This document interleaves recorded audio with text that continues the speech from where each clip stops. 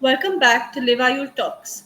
Today we'll talk to Dr. Subodh Pal about prostate cancer and what's Ayurveda's take on the same. In our series of Livayu Talks, we've delved into various health topics like Ayurveda, diabetes, joint pain, immunity, and more. Today, in an ever evolving world where health concerns continue to grow, we are shining a spotlight on a topic that's of utmost significance: prostate cancer. In the face of today's challenging times, understanding and addressing prostate is increasingly vital. Similar to other health conditions, the prevention and management of prostate cancer are influenced by our lifestyle choices, dietary habits, and numerous factors.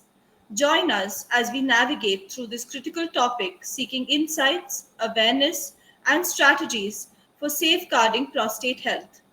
As we gather for this special Facebook Live session, I'm delighted to introduce our esteemed guest, Dr. Subodh Pal. Dr. Subodh Pal is a senior resident doctor at Seth RV Ayurvedic Government Hospital. He has more than 5 years of experience in clinical practice, research, and education in the field of Ayurveda. He holds an MD in Bachelor of Ayurveda, Medicine, and Surgery. He has expertise in treating both acute and chronic cases using only classical Ayurvedic formulations, along with Panchakarma, meditation, and yoga. Today, we are honored to have him with us here for the live session. He brings with him an ocean of knowledge and will be sharing his valuable insights on prostate cancer and how we can harness the power of Ayurveda to bolster our body's defense mechanisms. So let's not waste any more time and delve into the world of immunity. Hi, Dr. Subodh. Hello, ma'am. Good evening, everyone. Hi, Doctor. So, what is prostate cancer and how does it develop? See, first we will understand what is a prostate gland. Prostate gland is a walnut-shaped organ. It is a part of reproductive system. Main function is to excrete seminal fluids, जिसका काम sperm को transfer करना होता है. तो जब इस gland के अंदर unwanted cell growth, uncontrolled cell growth होता है, तो कैंसर का रूप ले लेता है. उसको प्रोस्टेट कैंसर बोलते हैं. Okay. तो prostate cancer के साथ what are the common risk factors that are associated? Risk factors अगर हम देखें तो ये एक कैंसर है.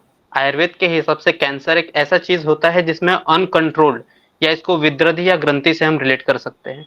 तो आजकल के जमाने में जितने भी लाइफस्टाइल चेंजेस है, आयुर्वेदा या लाइफ साइंस है, तो उसमें दिनचर्या ऋतुचर्या के बारे में बहुत अच्छा एक्सप्लेनेशन आया है. तो जो भी हम लाइफस्टाइल को छोड़ के करते हैं वो सब इसको रिस्क फैक्टर रहेगा इसमें. फॉर एग्जाम्पल, एज की बात करें तो मेल के अंदर अबव 50 एज. फिर हैबिट्स की बात करें तो स्मोकिंग, अल्कोहल, ड्रिंकिंग, ये सब आ सकता है. Third factor is obesity. Obese person में भी इसके चांसेस बढ़ जाते हैं. What about family history, doctor? Can family history of prostate cancer increase one's risk? Yeah. It can increase the risk twice or thrice. Means if you have a family history of a close relative like father or your brother, then this increase the chances of prostate cancer. And what are the early warning signs or symptoms of prostate cancer? Early symptoms के अंदर हमें frequent urination या urine अच्छे से पास नहीं कर पाना, रात में ज्यादा यूरिन के लिए उठना, जब यूरिन का अर्ज आएगा तब स्टार्ट नहीं कर पाना, या तो यूरिन जब होने लगेगा तो उसको रोक नहीं पाना. ऐसे अलग अलग सिम्टम्स देखने को मिल सकते हैं. इजैकुलेशन के अंदर भी प्रॉब्लम हो सकता है. अच्छा. And what are the stages of prostate cancer? Stages जब हम कैंसर की बात करते हैं तो टीएनएम क्लासिफिकेशन करके एक टर्म आता है. टीएनएम में टी का मतलब होता है ट्यूमर का साइज, एन का मतलब होता है नोड्स इन्वॉल्व और एम का मेटास्टेसिस. तो जब ये तीनों को हम ग्रुप करके एक क्लासिफिकेशन, एक स्टेज डिसाइड करते हैं, ठीक है. तो ट्यूमर साइज, उसके साइज के हिसाब से उसको ग्रेडिंग करते हैं. नोड्स इन्वॉल्व और मेटास्टेसिस. मेटास्टेसिस मतलब कोई एक अफेक्टेड कैंसर जब किसी और बॉडी पार्ट में स्प्रेड होता है तो उसको मेटास्टेसिस बोलते हैं. इसके स्टेजेस की बात करें तो 4 स्टेज में इसको डिवाइड किया है. फर्स्ट स्टेज के अंदर कैंसर उसी प्लेस पे प्रोस्टेट ग्लैंड के अंदर वो छोटा होता है. सेकेंड स्टेज के अंदर उसी प्लेस के अंदर लेकिन साइज बड़ा होता है. थर्ड स्टेज के अंदर प्रोस्टेट ग्लैंड्स के आजू बाजू में जो स्ट्रक्चर्स है उनको अफेक्ट करता है, और फोर्थ स्टेज के अंदर डिस्टर्ब ऑर्गन्स को अफेक्ट करता है। तो ये उसके ग्रेडिंग्स हैं। एंड इसको डायग्नोज कैसे कर सकते हैं हम?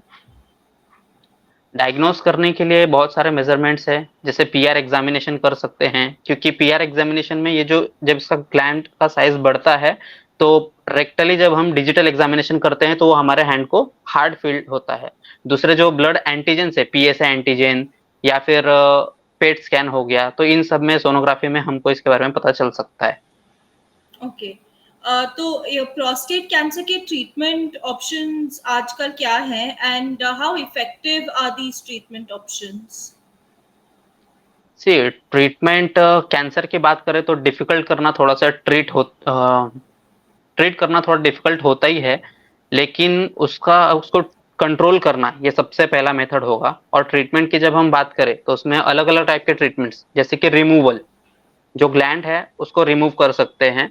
फिर उसके बाद chemotherapy, radiation therapy, immunotherapy, target cell immunity therapy, ये सब का यूज हम कर सकते हैं। ओके। आपने अभी आपको बताया था कि there are lot of lifestyle changes that are risk factors. तो हम अपने अंदर जैसे हम क्या लाइफस्टाइल चेंजेस या डाइटरी रिकमेंडेशंस फॉलो कर सकते हैं to reduce the risk of prostate cancer? Yes yes, nice question. लेकिन आयुर्वेद बोलता है, आयुर्वेद जब हम पढ़ते हैं तो इसके अंदर सुबह उठने से लेकर रात के सोने तक हर एक चीज के बारे में बोला है।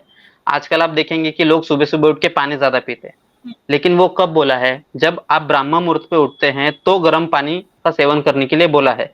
लेकिन लोग आजकल 8 9 10 11 बजे तक उठते हैं और फिर पानी पीते हैं, जो गलत है। जो डाइजेशन फायर है, जिसको जाठर अग्नि कहते हैं, वो मंद होता है। और वो जब मंद होगा मतलब लो होगा डाइजेस्टिव फायर, तो हम और ऊपर से पानी डालेंगे तो डाइजेस्टिव फायर और वीक होगा, और उसके बाद दिन भर में हम जो भी खाएंगे वो डाइजेस्ट नहीं हो पाएगा। और डाइजेस्ट नहीं होगा तो ये जो ऐसे खराब चीजें है, कैंसर एक टाइप का खराब सेल है, तो ये उसके ग्रोथ के लिए काम में आएगा। जब हम खाना खा के उसको अच्छे से डेवलप डाइजेस्ट करेंगे तो उसका ट्रांसफॉर्मेशन अच्छे सेल्स में होगा। वैसे ही जब वो अगर डाइजेस्ट नहीं होगा तो सब कैंसर को बढ़ाएगा। तो इसीलिए उसमें सब आ गया जो आजकल के जंक फूड है। दूसरा एक कंसेप्ट आता है सात्म्य का। तो आयुर्वेद ऐसा बोलता है जो हमारे जनरेशन्स ने खाया है। तो इंडिया में स्टेपल फूड क्या है? मोस्टली रोटी सब्जी दाल चावल। लेकिन आजकल हम देख रहे हैं कि खाने में क्या हो गया है, ज्यादा वेस्टर्नाइजेशन हो गया है। पिज्जा बर्गर ये हमारे इंडिया का नहीं है, ये सब वेस्टर्न कंट्रीज का है। तो इसीलिए आजकल प्रमाण और या लाइफस्टाइल डिसऑर्डर्स जो भी आप कह ले, वो सबका प्रमाण बढ़ गया है।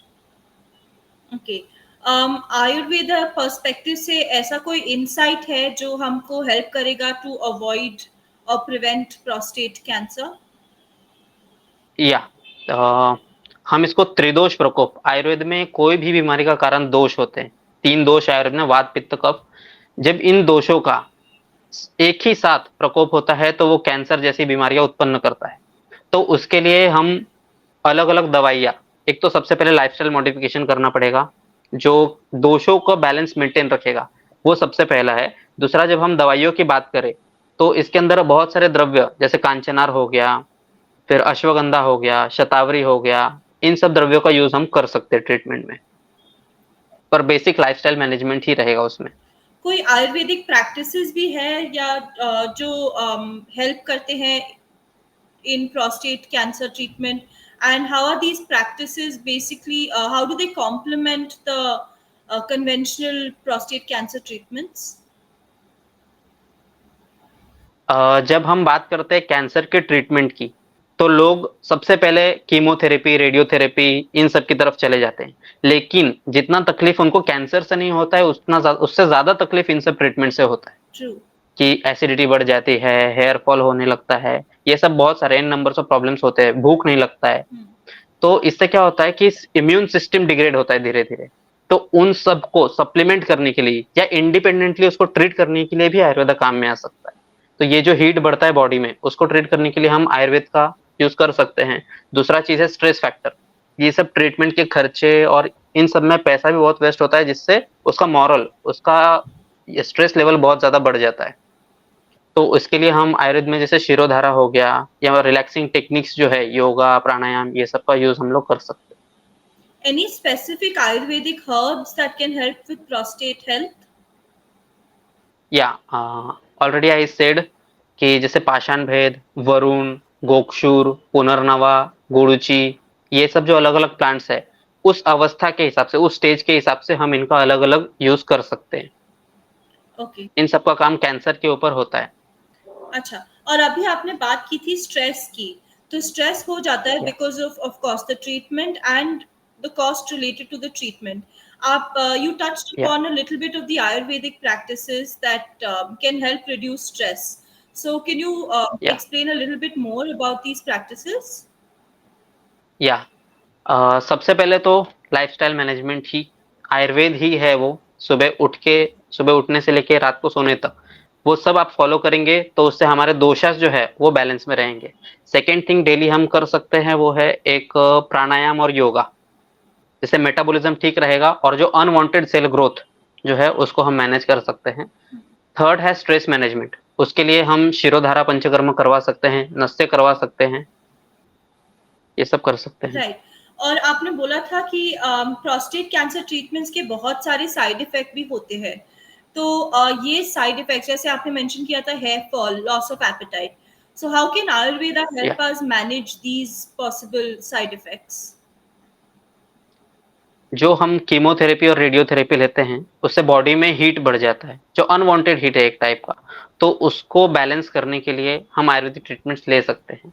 उसके अंदर रेगुलर एक्सरसाइज कर सकते हैं, और बाकी जो स्पेसिफिक ट्रीटमेंट है वो तो किसी आयुर्वेदिक डॉक्टर या वैद्य के पास जाने के बाद ही प्रॉपर ट्रीटमेंट होगा। लेकिन फिर भी उससे बचने के लिए जो रसायन द्रव्य है, आयुर्वेद में रसायन आता है, एक टर्म है जिससे हमारे सब धातुएं जो है रस, रक्त, मांस, मेद, अस्थि, मज्जा, शुक्र, इन सब पे काम करने वाले जो द्रव्य हैं उसमें से एक है गुरुचि, तो इसका यूज हम कर सकते हैं। ओके. एंड जैसे आपने अभी ये हर्ब्स हमको बताए हैं, इनके कुछ फॉर्मुलेशंस है, जैसे we have ginger water in the morning for bloating या कुछ ऐसी, या तो कोई फॉर्मुलेशंस है इन हर्ब्स के that we can follow? Formulations में वही वो पेशेंट टू पेशेंट वेरी करेगा, वो ग्रेड कौन सा है और वो किस दोष की वजह से है उसके हिसाब से वेरी करेगा। लेकिन फिर भी स्पेसिफिकली उस पर काम करना रहेगा तो वरिणादि क्वाथ करके एक आता है, उसका यूज हम कर सकते हैं, या तो कांचनार कषाय, ओके. इन सब का फॉर्मुलेशंस मार्केट में अवेलेबल है, इनका यूज हम कर सकते हैं। Are there any promising research developments or any new therapies for prostate cancer? अभी इमर्जिंग टेक्नोलॉजीज है बहुत सारी, जिसके अंदर इम्यूनोथेरेपी आया है, फिर एग्जामिनेशंस के लिए रेडिएशन थेरेपी, हार्मोनल थेरेपी, ये सब नए नए थेरेपीज अभी इन्वेंट हो रहे हैं, तो इनका यूज हम कर सकते हैं। Okay. Prostate cancer, can it be prevented? And if so, what are the best preventive measures that Ayurveda can teach us? Surely we cannot say that it is completely curable or preventable, but yes, we can avoid the risk factors by following Ayurveda lifestyle and other factors like red meat, ये उसका एक risk factor है जो उसको aggravate कर सकता है, उसके चांसेस बढ़ा सकता है, तो हम रेड मीट अवॉइड कर सकते हैं। नेक्स्ट, स्मोकिंग, अल्कोहल, इनका यूज कम कर सकते हैं, रेगुलर एक्सरसाइज कर सकते हैं। अपने बॉडी को सुनना चाहिए हमें, मतलब जब टाइम रहेगा तो भूख लगेगा तब खाना खाना है, सोने का टाइम हो गया रात को तो सोना है, तो अपने बॉडी के जो अर्जेस है उसको सुनना है, ये सबसे मेन पॉइंट है इसमें। Okay. Are there any support groups or resources available for individuals and families that are affected by prostate cancer, and any Ayurvedic approaches with these groups that are available? या बहुत सारे ऐसे NGOs या councils हैं जो ऐसे cancer affected patients को support करते हैं, उनको गाइड करते हैं क्या ट्रीटमेंट लेना है, कहाँ से ले सकते हैं, कहाँ से फंडिंग हो सकता है। तो हर हॉस्पिटल में भी अभी एक सेंटर चालू हुआ है कि जो कैंसर, बड़े बड़े हॉस्पिटल्स में, हर हॉस्पिटल में नहीं पर बड़े हॉस्पिटल में एक सेंटर रहता है जहाँ पे जो लोगों को गाइड करता है कि आपको कैंसर के हिसाब से कहाँ पे ट्रीटमेंट करना चाहिए। जैसे मुंबई में टाटा हॉस्पिटल है, तो वहाँ पे अच्छे से गाइडेंस मिलता है सबको। बाकी ग्रुप्स की बात करें तो उसमें prostate cancer foundation, American society of cancer, ऐसे ग्रुप्स है जहाँ पे। और अगर हमें इसके बारे में किसी आयुर्वेदिक वैद्य से जानकारी चाहिए तो हम किसी भी क्वालिफाइड आयुर्वेदिक डॉक्टर है उससे जाके मिल सकते हैं, उनसे बात कर सकते हैं। ऑलराइट, आपने अभी बात की थी अबाउट आयुर्वेदिक हर्ब्स, तो ये आयुर्वेदिक हर्ब्स जैसे आपने बोला था गुडुचि, करेक्ट? या यस, तो या आप इन हर्ब्स का हमको थोड़ा सा और जानकारी दे सकते हैं, like how are they useful, what do they help in? या मैंने आपको पहले ही बताया कि कैंसर ये अनकंट्रोल्ड सेल ग्रोथ, तो इसका संबंध हम अग्नि से कर सकते हैं। ट्रांसफॉर्मेशन ये काम हमारे शरीर में अग्नि का है। तो उस अग्नि को रोकने के लिए ऐसे द्रव्यों का प्रयोग करना होगा जो रसायन रहेंगे। रसायन मतलब जो हमारे बॉडी टिश्यूज है उनका ग्रोथ अच्छे से करेंगे और सही ग्रोथ करेंगे। जहाँ पे हमने देखा कि कैंसर क्या है, अनवांटेड अनकंट्रोल्ड सेल ग्रोथ। जहाँ पे एक दो सेल होने चाहिए वहां पे मल्टीपल सेल्स हो जाएंगे, जो नहीं चाहिए वो है। तो इसको कंट्रोल करने के लिए जो अग्नि है उस पर काम करना पड़ेगा। तो उसमें से एक श्रेष्ठ द्रव्य है गुरुचि। गुरुचि का यूज हम कर सकते हैं। उसके लिए त्रिदोष शामक बोला गया है, रसायन बोला गया है, वयस्थापन बोला गया है। नेक्स्ट द्रव्य है आमल की, आंवला सबको पता है, इजीली अवेलेबल है। कच्चा खाएंगे फायदा करेगा। अच्छा, एंड आपने अश्वगंधा की भी बात की थी अभी, जब या हमने बोला था, तो how does ashwagandha help? Ashwagandha भी जब हम देखते हैं तो स्ट्रेंथ के लिए उसका यूज बहुत ज्यादा होता है। तो उसका भी यूज हम ऐसे जब मेंटली वीक हो जाते हैं तो इस स्टेजेस में स्ट्रेस कम करने के लिए भी अश्वगंधा का यूज बहुत ज्यादा होता है। उसका नाम ही है विदानिया सोमनीफेरा। तो सोमनीफेरा इसका मतलब इससे होता है स्लीप साइकिल, ये सब स्ट्रेस वगैरह से। तो उधर उसका यूज बहुत अच्छा है अश्वगंधा का। Correct. All right, now coming back to stress, आपने हमको बहुत सारे प्रैक्टिसेस बताए थे, जैसे आपने शिरोधारा बोला था, और आपने या बोला था yoga and meditation. Could you stress upon like what yoga poses and all would help to reduce या stress, as well you as what are good for a healthy prostate? इसकी बात करें योगा की, तो उसके अंदर प्राणायाम या प्राण को कंट्रोल करने के लिए प्राणायाम सबसे इंपॉर्टेंट है। तो सबसे पहले वो, उसके बाद हम पंचकर्म की बात करें तो इसमें शिरोधारा आता है। शिरोधारा एक पंचकर्म आयुर्वेदिक प्रोसीजर है जिसके अंदर हम पेशेंट को सुला के यहाँ पे तेल का धारा कंटिन्यूअसली फॉर 40 to 50 मिनट्स हम यहाँ पे कंटिन्यूअसली पोर करते हैं। तो उसके अंदर भी हम अलग अलग मेडिकेटेड ऑयल्स जैसे जटामांसी तेल हो गया, ब्राह्मी तेल हो गया, इन सब का यूज करके हम स्ट्रेस लेवल मैनेज करने में उसका यूज कर सकते हैं। और what are the uses of these oil, जैसे आपने बोला बहुत सारे ऑयल यूज हो सकते हैं, तो is there any method to figure out which oil is good for which person? या उसमें भी हमें देखना पड़ेगा कि उस पेशेंट की प्रकृति क्या है, वो जो प्रोस्टेट हुआ है उसमें कौन सा दोष इन्वॉल्वमेंट है। उसके हिसाब से जो यूज करना है ऑयल वो चेंज हो सकता है। मैंने आपको बताया ब्राह्मी ऑयल, जटामांसी तेल, इन सब का यूज हम कर सकते हैं। ओके। स्ट्रेस स्ट्रेस ये एक मेजर फैक्टर है स्ट्रेस किसी भी फैक्टर। बीमारी में। हाँ, तो वो मैनेज करेंगे तो थोड़ा पेशेंट को काउंसलिंग ये दूसरा एक बहुत इंपॉर्टेंट है। कैंसर पता चलने के बाद अपने घर वाले भी छोड़ देते हैं। तो उस पेशेंट को अच्छे से संभालना, उसका काउंसलिंग करना, ये बहुत ज्यादा इंपॉर्टेंट है। आपने अभी स्ट्रेस किया था ऑन दोषास, तो या ये how does dosha affect in prostate health? How does that affect? I mean, is there आप इसके बारे में कुछ बता सकते हैं, and how can we या as a common layman figure out what our dosha is, dominant dosha is? या दोष जैसे सृष्टि है, ये जितना भी नेचर है इसको धारण करने वाले तीन चीज है, सोम सूर्य अनिल। मतलब सन, मून और हवा। ये जैसे पूरे नेचर को पकड़ के रखते हैं, वैसे ही आयुर्वेद कहता है कि हमारे बॉडी को वात पित्त कफ, ये तीन दोष अच्छे से बैलेंस में अगर रहेंगे तो बॉडी का धारण करेंगे। यही जब बिगड़ गए तो प्रलय है तबाह, ऐसे बोला है। मतलब बॉडी में इनन्यूमरेबल डिसीज उत्पन्न कर सकते हैं। तो आयुर्वेद के हिसाब से कोई भी बीमारी, वात पित्त कफ, ये तीन दोष है बॉडी में, इनके हिसाब से ही होता है। इनकी ये जब खराब होते हैं तो बीमारी उत्पन्न करते हैं। तो जितना नॉर्मल लाइफस्टाइल हम जिएंगे उतना कम बीमारियां होगी और उतना हम बच सकते हैं अपने बट हम बीमारियों से। ये पता कैसे चलेगा कि हमारे अंदर कौन सा डोमिनेंट दोषा है, और कैसे पता चलेगा कि there is an imbalance in the doshas in our body?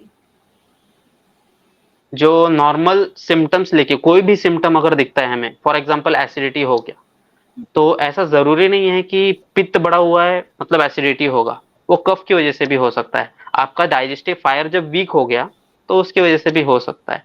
तो इसको डायग्नोसिस करने के लिए तो आपको किसी आयुर्वेदिक डॉक्टर के पास ही जाना पड़ेगा। लेकिन बेसिक आप समझ सकते हैं, जैसे इन जनरल सब बोलते हैं कि मुझे घुटने का बीमारी, कमर का बीमारी ये सब हो गया, तो ये सब वात के इसमें आता है, वात दोष में। पित्त के अंदर जो पिंपल्स हो गया या हेयर फॉल हो गया, एसिडिटी हो गया, ये सब पित्त की बीमारी में आती है।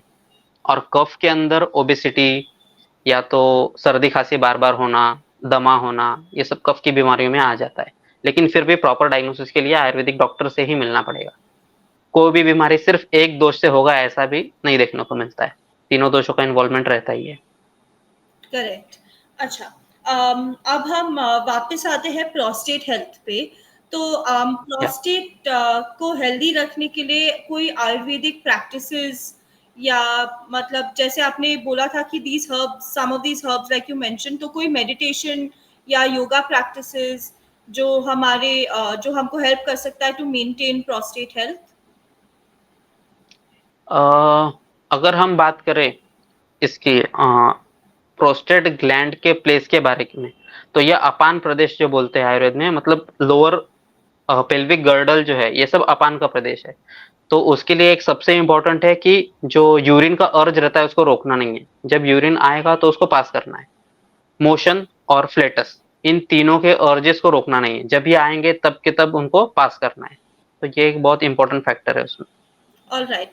तो अभी जैसे हमने बात की थी दोषास की, तो मैं बस आपको बताना चाहती हूँ कि I didn't know what my dominant dosha was, but when I logged on to या लिवायूर and I took the dosha test, जो सुबोध जी आपने भी लिया होगा, डॉक्टर सुबोध, शायद आपने भी देखा या होगा कि हमारे वेबसाइट पे है एक दोषा टूल, जिससे हम पता कर सकते या हैं कि हमारी बॉडी में कौन सा दोषा डोमिनेंट है। तो that is a very good tool, and उसको पता करके if we go to an Ayurvedic doctor then I am sure it can help us better. Now, coming back to या prostate health, any diet recommendations or any food recommendations that can help us maintain a healthy prostate? Prostate को ठीक रखने के लिए मतलब specific diet ऐसा हम बोल नहीं सकते हैं, लेकिन वो जब एनलार्ज होता है Hmm. तो मतलब अपने नॉर्मल साइज से कुछ बड़ा हुआ है, तो कर्षण चिकित्सा या जो लेखन करेगा, स्क्रैपिंग करेगा, उस टाइप का डाइट हम यूज कर सकते हैं। All right. And या जैसे we are going through treatments, right? When you go through या cancer treatment, your immunity falls a lot. आपकी या immunity बहुत कम हो जाती है। तो immunity या बढ़ाने के लिए कोई आयुर्वेदिक suggestions? हाँ, तो उसके अंदर क्या होता है, जब मैंने आपको पहले बताया कि ट्रांसफॉर्मेशन ये काम जाठर अग्नि का है, जो डाइजेशन जिसको हम बोलते हैं। तो इम्यूनिटी जब फॉल होता है तो पेशेंट को हम बहुत सारा चीज खिलाना नहीं चाहिए। मतलब जब भूख नहीं लगती है तो उसको हमें फॉलो करना है। तो आयुर्वेद में संसर्जन क्रम नाम का एक टर्म आया है, जिसके अंदर क्या करते हैं, हम पेशेंट को जैसे जैसे भूख बढ़ते जाता है तो उसके डाइजेशन फायर के हिसाब से हम उसका डाइट बढ़ाते जाते हैं। फॉर एग्जाम्पल, जो भी कैंसर का पेशेंट है, अगर उसको डाइजेस्ट नहीं हो रहा है, एसिडिटी का तकलीफ हो रहा है, तो उसे हम हल्के खाना से, मतलब जो इजीली डाइजेस्ट हो जाएगा, जैसे चावल का पानी, हरा मूंग जो रहता है उसका सूप, उसके बाद मूंग का खिचड़ी, या फिर दाल चावल, और फिर रोटी सब्जी दाल चावल, ऐसे इस सीक्वेंस से जाएंगे तो वो फायर अपने आप अच्छे से लाइट होगा। और अगर डाइजेस्ट हुआ तो इम्यूनिटी अपने आप अच्छा हो जाएगा। और साथ में मेडिकेटेड हर्ब्स या अदर आयुर्वेदिक ट्रीटमेंट हम ले सकते हैं इम्यूनिटी बढ़ाने के लिए। Correct. So now we will just watch a video on prostate cancer to understand more about this topic. या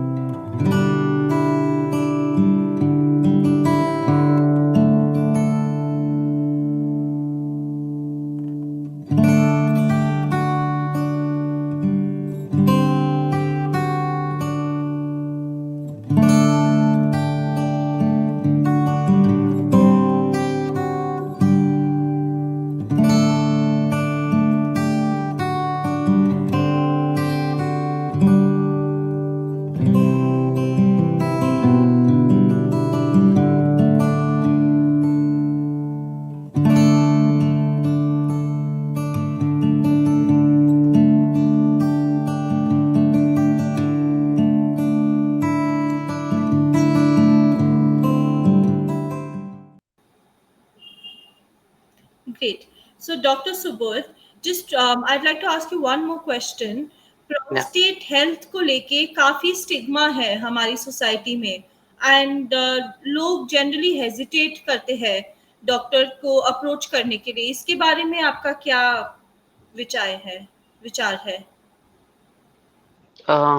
मुझे समझा नहीं, मतलब फिर से रिपीट कीजिए एक बार. जो प्रोस्टेट हेल्थ होता है, like when I have suppose a man has an issue with his prostate, Yeah. तो इसको लेके काफी स्टिग्मा है हमारी सोसाइटी में. मतलब डॉक्टर को अप्रोच करने के लिए इतना आसान नहीं होता किसी को. तो इस बात के बारे में आपका क्या विचार है? जब हम हिस्ट्री टेकिंग करते हैं तो आयुर्वेद में तो हम मल मूत्र शुद्धा निद्रा इन सब के बारे में पूछते हैं. मतलब मोशन कैसा है, यूरिन कैसा है, भूख कैसे लगती है, नींद कैसी है, ये सब हम देखते ही हैं. उसके अंदर जब हम मूत्र के बारे में क्वेश्चंस पूछते हैं तो अगर पेशेंट हमें खुल के ये बताएगा नहीं कि मुझे ये तकलीफ है या कैंसर है, लेकिन अगर सिम्टम्स में उसने बोला कि मेरा जो यूरिन का फ्लो है, स्ट्रीम है, वो पैरों के बीच में गिरता है, स्टार्ट करने के लिए टाइम लगता है, या एक बार यूरिन हो गया तो रुका नहीं सकता हूँ, रात को कभी भी नाइट में उठ के जाना पड़ता है, तो ये सब सिम्टम्स से थोड़ा और हम ध्यान देके इसका डायग्नोसिस करेंगे तो पहुंच सकते हैं. और उसके बाद अगर हमने सामने से पेशेंट को पूछा कि वहां पे और कुछ तकलीफ है, तो सरप्राइज भी होगा और ट्रस्ट रहेगा उसका हमारे ऊपर, तो अच्छे से बता पाएगा हमें. तो हिस्ट्री टेकिंग जो एक बहुत ही इंपॉर्टेंट पार्ट है एक डॉक्टर का, इसमें मिस नहीं होना चाहिए वो. करेक्ट, पर बहुत सारे लोग इसके बारे में बात नहीं करना चाहते हैं. या तो then it falls on the doctor's responsibility to actually get the information out. या वही वही बोला ना मैंने कि जब वो सिम्टम बताते हैं तो हर एक सिम्टम, क्योंकि उसका इफेक्ट हमें और भी देखने को मिलता है करेक्ट. और बॉडी पार्ट्स पे भी, तो इसीलिए पेशेंट जो भी सिम्टम बोलता है उसको थोड़ा अच्छे से डीप में डिटेल में जाके हम फाइंड कर सकते हैं. और उसके बाद फिर जैसे पेशेंट का ट्रस्ट हमारे ऊपर आ जाता है एक बार, तो वो सब बताने के लिए रेडी हो जाता है. That was extremely insightful. Thank you so much, Doctor, for your time and for sharing such detailed information. I'm sure the audience will greatly benefit from this. I would just love to give a small conclusion on prostate health. As we had said, there are numerous Ayurvedic herbs that can help us to keep our prostate healthy. There are a lot of Ayurvedic practices that can help us treating the symptoms and treating the issues that we face while going through treatment for prostate cancer. It is very important as an individual to recognize these symptoms and get the help when we need it, because the earlier you go, the earlier it's detected, the easier it is to come up with a treatment plan. I would love to thank the audience for being a part of this session, and I hope you guys enjoyed it. With this, we would like to end our session here. Audience, I would request you to please go and visit the Livayur website and follow our social media handles for regular updates on Ayurveda and the Ayurvedic lifestyle. Before we sign off, I would like to just ask if there are any questions from the audience out here.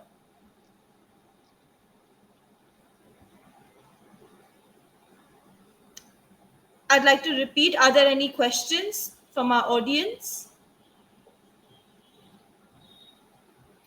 All right. Since there are no questions, I would assume that this session was quite informative and everybody has understood the session very well. Please do follow our Livayur website and our social media handles for regular updates and continue living the Ayurvedic lifestyle. Thank you, Doctor. Thank you.